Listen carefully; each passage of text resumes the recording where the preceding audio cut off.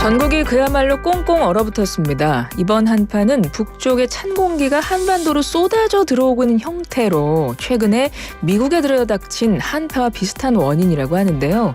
특히 미국은 영하 40도를 넘나든 극한 한파로 일주일간 한 90명 안팎으로 지금 사망자가 발생한 걸로 알려졌어요. 요즘 날씨 보면 여러분 영화 투모로우 아십니까? 그 이상기후로 인해서 뭐 대재앙이 일어나는 그런 영화인데 그런 게 현실화되는 거 아닌가 뭐 이런 말도 나오고 그렇습니다. 울산과학기술원 지구환경도시건설공학과 이명인 교수 전화 연결해서 좀 자세한 이야기를 나눠보도록 하죠. 교수님 안녕하세요. 네, 안녕하세요. 네, 교수님도 많이 추우시죠? 네, 춥습니다, 여기도. 네. 오늘도 굉장히 많이 추워요. 어제보다 더 추운 것 같더라고요. 네, 맞아요. 오늘 서울 새벽 기온이 영하 14도 가까이 떨어졌거든요. 예. 근데 바람까지 굉장히 강해서 아마 그 느끼는 체감 온도는 영하 20도 정도로 매우 춥게 느끼실 겁니다. 사실 겨울이고 1월이니까 추운 날씨 뭐 당연한 거죠. 그런데 절기상 가장 춥다고 하는 소한 그리고 대한 이미 지났거든요. 그리고 지난 주말 생각해보면 뭐 이렇게 춥지 않았던 것 같은데 이번 주에 갑자기 또 왜 이렇게 추워진 걸까요? 네, 뭐 저희가 지금 요게 한파고요. 사실 네. 뭐 영하 12도 이하로 기온이 내려가면 저희가 한파라고 이야기들을 하는데요. 저희가 특히 이제 지난주부터 좀 온도가 주말에 좀 포근한 날씨였다가 네. 갑자기 이제 월요일, 화요일 12도, 14도 이렇게 떨어지는 이런 그 강력한 추위가 오니까 더 국민들이 이제 한파를 이제 체감을 하시는 것 같아요. 절기상 말씀하신 대로 뭐 지금 추운 계절입니다, 사실. 그렇죠. 추운 계절이긴 한데 추운 계절이긴 한데 사실은 그러니까 그동안 포근했기 때문에 더 추워진 느낌을 더 받는 것 같기는 한데 실질적으로 갑자기 이렇게 한파가 찾아왔잖아요. 그리고 뭐 요즘에 유럽, 미국도 뭐 극한 한파 이런 이야기가 있어가지고 오늘 이 한파 갑자기 왜 우리나라에 이렇게 추운 날씨가 내려왔나, 추운 바람이 내려왔나 그게 좀 궁금해가지고요. 네, 지금 저희가 느끼는 추위는 사실은 전형적인 그런 한파 패턴이라고 볼 수 있고요. 일기도 보시면 이제 시베리아에 굉장히 강한 고기압이 자리 잡고 있는데 이게 대륙에서부터 이제 확장을 하게 됩니다. 그렇게 되면 뭐 북서풍이 굉장히 차갑게 불어내려오고요. 그래서 기온이 많이 떨어지게 되는 거죠. 그래서 저희가 이런 것들을 이미 많이 알고 있는 한파인데, 네. 저희가 이제 이런 굉장히 강력한 추위라고 느끼는 거는 특히 올 겨울이 온도가 이제 뭐 12월 초에 굉장히 온난하다가요. 갑자기 이제 크리스마스 전후에 이제 저희가 한파가 또 왔었습니다. 그래서 다시 이제 조금 멈추다가 다시 한번 추위가 주기적으로 좀 찾아오는데요. 기온의 변동이 그 날짜별로 굉장히 크니까 저희가 느끼기에는 굉장히 좀 더 춥게 느끼고 그런 부분들이 좀 있습니다. 그런 거예요? 그러니까 원래 겨울에는 뭐 시베리아에서 찬 공기 불어와서 춥잖아요.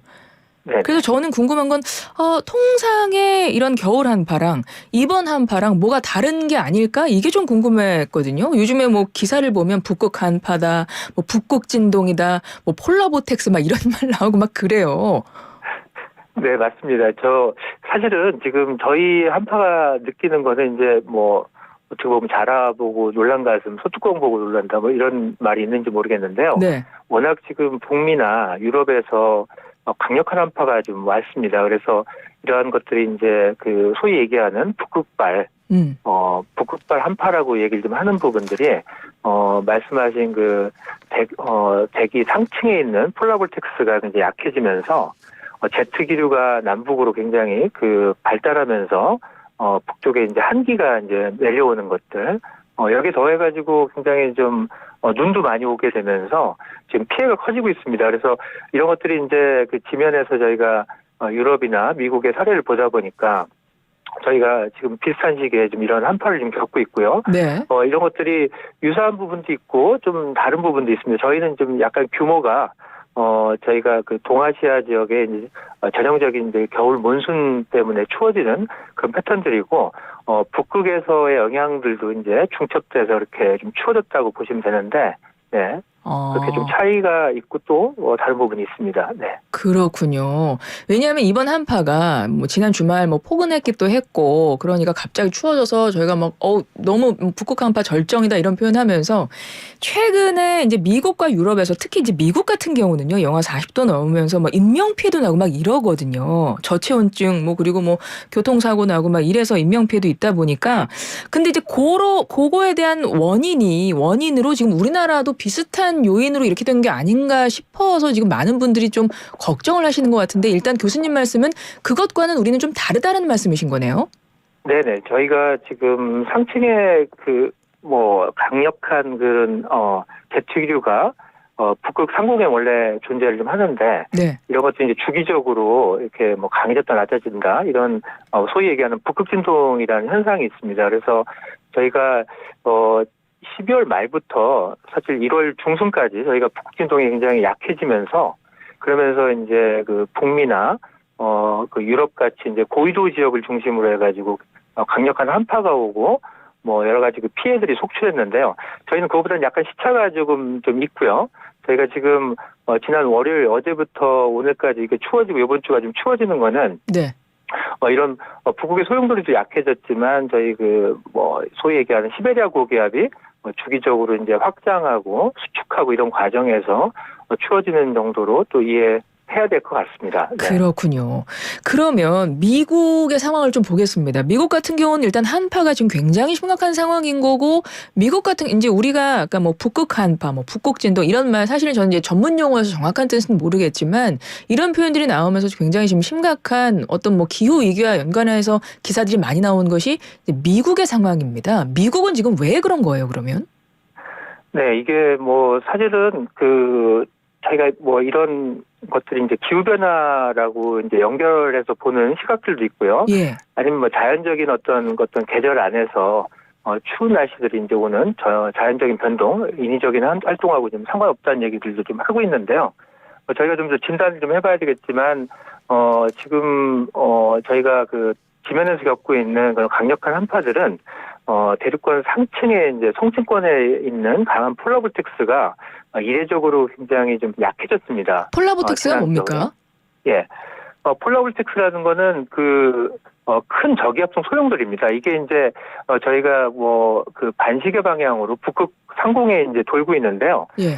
이게 이제 주기적으로 이게 빨라졌다, 느려졌다, 소위 얘기하는 제트기류가 이제 강해졌다, 약해졌다가 이제 자연적인 이유에서 되풀이되기도 하고요. 네. 아니면 저희가 북극이 굉장히 더워지게 되면 이런 제트기류가 특별하게 이제 약해지고 있습니다. 그래서 최근 저희 몇 년간은 이런 제트기류가 좀 약해지는 현상들이 해빙이 이제 감소하면서 좀 강화되고 있는데 이런 것들 때문에 이제 어떻게 보면 강력한 한파 같은 것들이 중위도에 이제 몰려오는 그런 원인이 되고 있습니다. 그러니까 아까 이제 제가 이해한 게 맞나 좀 봐주세요. 폴라보텍스라는 게 이게 소용돌이 치는 기류인데 이제 그게 거기 머물러 있어야 되는데 이제 해수면가 높아지면서 걔네들이 지금 밑으로 내려오고 있다는 거예요. 그 바람이?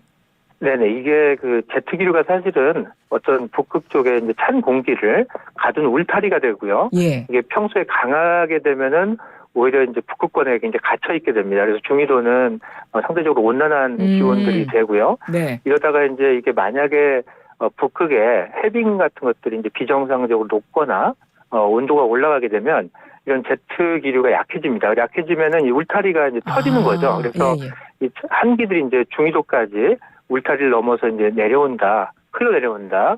거기에 따라서 이제 저희가 이제 한파 같은 것들을 겪게 됩니다. 그러면 거기 갇혀 있어야 되는 그 아주 차가운 소용돌이 기류가 이렇게 밑으로 중위도로 내려오게 되는 건 결국은 지구 온난화 때문인 건가요?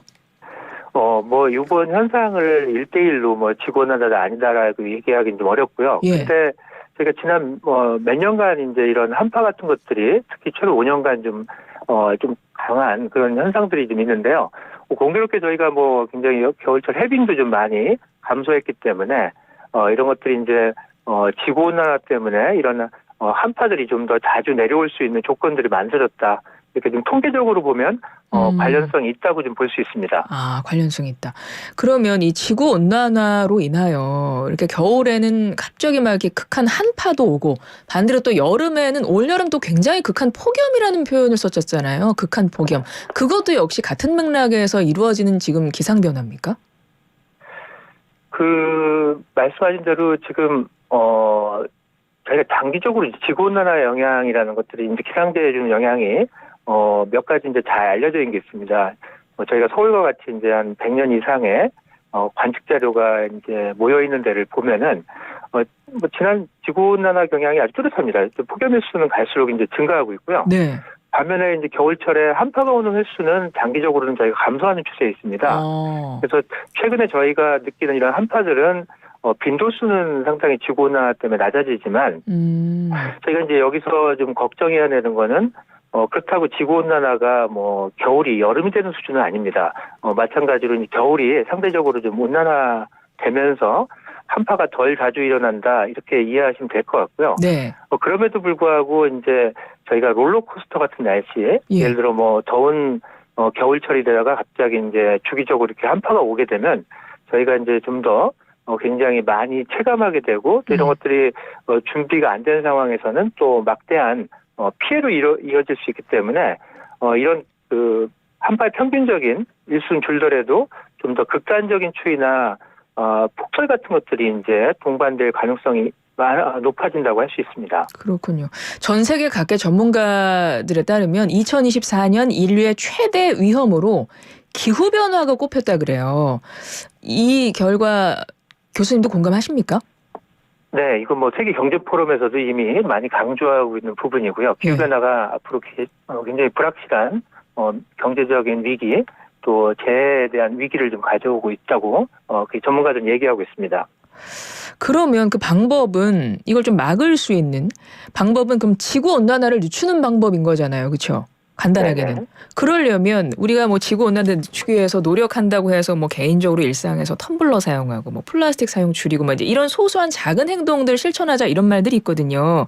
근데 이런 일상에서 작은 행동으로 정말 이런 기후 변화의 위기를 막을 수 있을까요? 저는 뭐 당연히 저희가 그럴 수 있다고 생각하고 막을 수 있다고 좀 얘기를 좀 하고 있습니다. 사실 뭐 저희가 이미 지구 온난화를 지난 10년간 그 어느 때보다도 이제 독하게 겪고 있습니다. 2018년 같은 경우에는 뭐 한 번도 유례 없는 폭염이 있었고요. 뭐 여러 가지 더운 날씨뿐만이 아니라 뭐 태풍의 내습 빈도수도 많이 들었고요. 또 작년 재작년은 저희가 집중호우로 굉장히 또 고생하지 않았습니까? 맞아요, 그러니까 맞습니다. 이미 지구가 상당히 좀 돌발적이고 다이나믹해졌다는 것들은 이미 통계적으로 좀 충분히 나오는 부분입니다.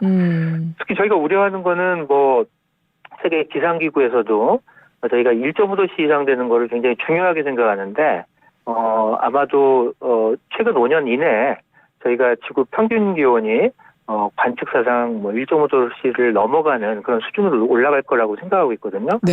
이렇게 되면은 뭐 상당히 전 지구적으로 자연재해가 빈발할 가능성이 굉장히 높아지고 있다. 특히 올해와 내년 같은 경우는 이제 엘니뇨나 지구 온난화 같은 것들이 중첩되면서 네. 좀 더 더운 기후로 가게 되면 특히 여름철에는 폭염 그리고 겨울철에는 이런 뭐 강력한 조금 빈도는 줄 수 있지만 강력한 한파들이 이제 내려올 수 있는 조건들이 있기 때문에 저희가 이런 것들을 전문가들은 저희가 탄소 배출을 2050년까지 좀 줄인다고 하면 저희 기온 상승 영향을 좀 늦출 수 있고요. 이런 것들이 2050년 넘어서 이제 좀 서서히 저희 기후를 좀 더 되돌릴 수 있는 가능성이 있다고 얘기를 하고 있기 때문에 저희가 뭐 에너지 전환도 중요하지만 국민들의 어떤 시각이나 뭐 이런 것들 좀 미시적인 실천 같은 것들이 동반이 되어야만 저희 결국은 뭐 국민들이 에너지 전환에 대한 수용성도 있어야 되기 때문에 이런 면에서 좀 작은 실천도 중요하다 이렇게 말씀드릴 수 있겠습니다. 예, 알겠습니다. 지금까지 이명인 울산과학기술원 지구환경도시건설공학과 교수와 이야기 나눠봤습니다. 교수님 고맙습니다. 네, 감사합니다.